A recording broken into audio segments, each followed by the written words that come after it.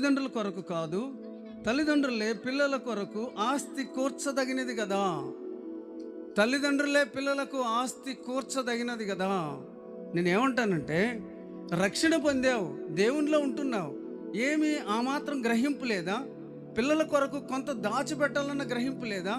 వారి చదువుల కొరకు, ఆరోగ్యం కొరకు కొంత అమౌంట్ దాచిపెట్టాలన్న గ్రహింపు లేదా? వచ్చింది వచ్చినట్లే ఖర్చు పెడతావా? వచ్చింది వచ్చినట్లే ఖర్చు పెట్టేసి మనం భేదోళం ఏమి లేదు, మనం భేదోళం ఏమి లేదు, ఇదేనా చెప్పింది? దేవుడు ఏమి చెప్పాడు? నువ్వు అప్పిచ్చేదివే కానీ అప్పు చేయవు, నువ్వు పైవాడుగా ఉంటావు కానీ కిందవాడిగా ఉండవు, నువ్వు తలగా ఉంటావు కానీ తోకగా ఉండవు. మరి ఇలాంటి వాగ్దానములన్నీ ఏమైపోయినట్టు? ఏం చేస్తున్నట్టు? నీవు వాక్యానుసారముగా ప్రవర్తించడం లేదు. అందుకే దారిద్ర్యతని నీ వెంటబడతా ఉంది. జాగ్రత్తగా వినండి ఈ మాట.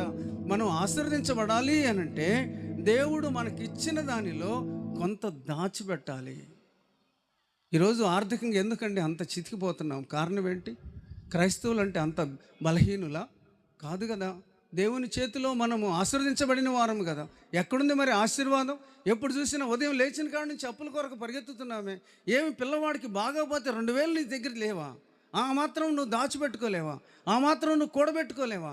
చీమలను చూస్తే ఏం అర్థమవుతుంది? చీమలు ఏం చేస్తున్నాయి చెప్పండి?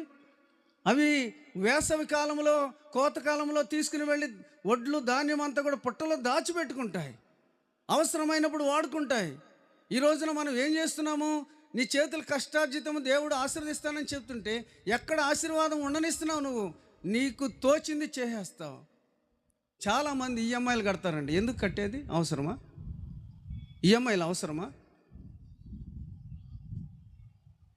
ఈఎంఐలు కట్టడం అంటే ఏంటి? ఈ మధ్య ఫోన్లో ఒక మాట వస్తుందన్నమాట. నీ క్రెడిట్ కార్డు కావాలంటే నేను ఇస్తాను, క్రెడిట్ కావాలంటే మేము ఇస్తాం, క్రెడిట్ కార్డు కావాలంటే మేము ఇస్తాం. ఎవరాళ్ళు? బ్యాంకు వాళ్ళు.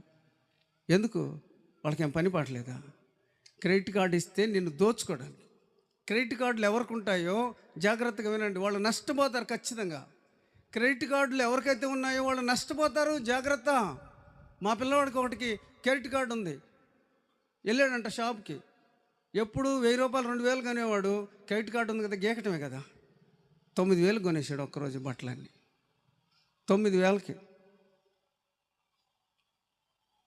ఉందని ఉన్నట్టుగా చేయటం కాదు దేవుని బిడ్డల లక్షణం. పొదుపుగా వాడుకోవాలి, పద్ధతిగా వాడుకోవాలి. ఆ చీమలు ఏ రీతిగా కూర్చుకుంటున్నాయో ఒకసారి ఆలోచించు. నీ బిడ్డల కొరకు నువ్వేం కూరుస్తున్నావు? నీ బిడ్డల కోసం ఏం దాచిపెడుతున్నావు? నీ కుటుంబం కోసం ఏం దాచిపెడుతున్నావు? వచ్చింది వచ్చినట్టు విచ్చలవిడిగా ఖర్చు